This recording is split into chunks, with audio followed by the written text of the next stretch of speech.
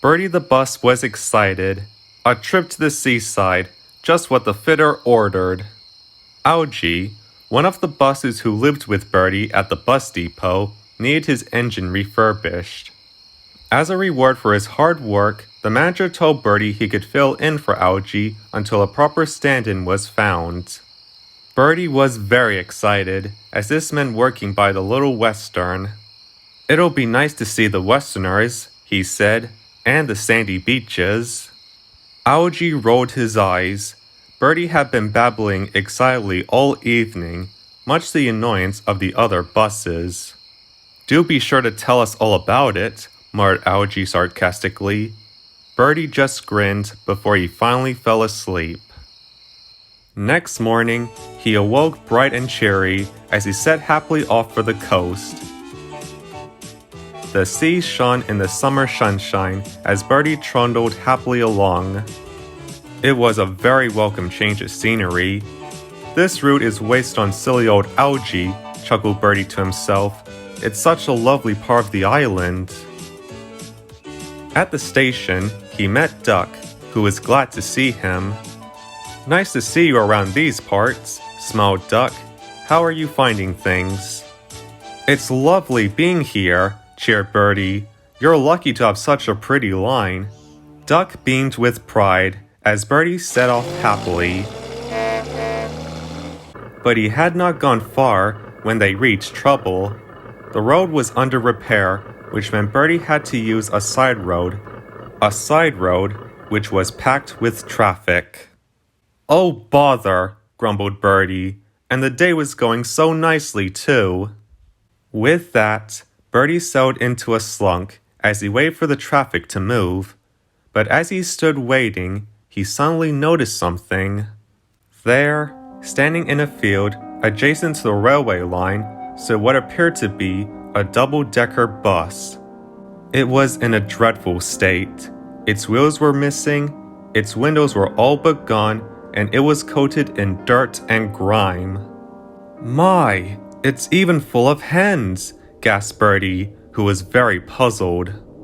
By then, the traffic had cleared, so the rather befuddled Bertie had to carry on his way. At the next station, he met Oliver, and he quickly explained to him about his discovery. "Oh, that's just Bulgy," laughed Oliver. "Take no notice of him. He's just an old henhouse now." "But why?" asked Bertie. Oliver quickly explained. "Bulgy tried to steal our passengers. He was mean, deceitful, and manipulative. But his wicked ways got the better of him when he tried taking a shortcut and ended up wedged under a bridge. He was decommissioned soon after.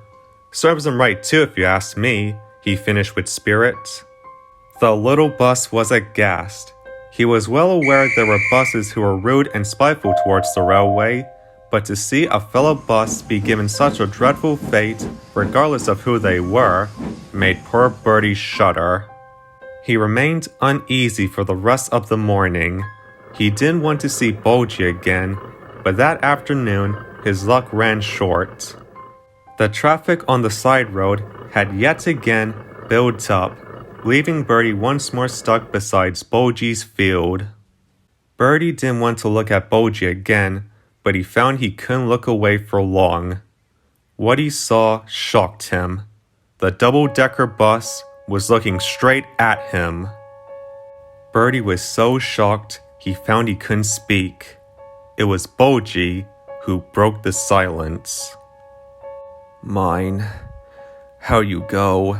he wheezed, his broken voice little more than a whisper. Bertie was taken aback. "Oh, I... The broken bus coughed violently before he croaked out once more. "Treasure your working life. It's precious, not to be thrown away, discarded. Don't you forget it, son." With that final sigh, his weary eyelids dropped back down, and the old bus was engulfed in silence once more. Poor Bertie was at loss for words. With the road cleared he rolled silently away, deep in thought. That evening, when he returned home, Algy braced for the flow of excited blubberings. "Go on then," he muttered. "Tell us all about it." But Bertie remained deathly silent, much to Algy's surprise. "Is everything all right, Bertie?" "Yes, I'm fine," murmured Bertie. "Just tired. Good night." With that, he shut his eyes to the world around him, leaving poor Algy feeling very confused. Although he couldn't explain why, Algy felt like Bertie had seen a ghost.